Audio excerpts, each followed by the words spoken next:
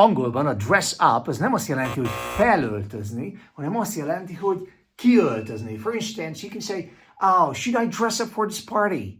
Should I dress up for this party? Ki kell öltözni erre a bulira? Oh, I dressed up for their wedding. I dressed up for their wedding. Kiöltöztem az esküvőjükre.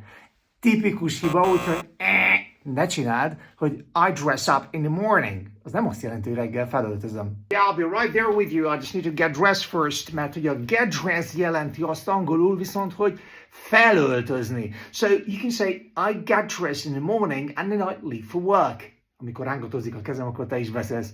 I get dressed in the morning and then I leave for work.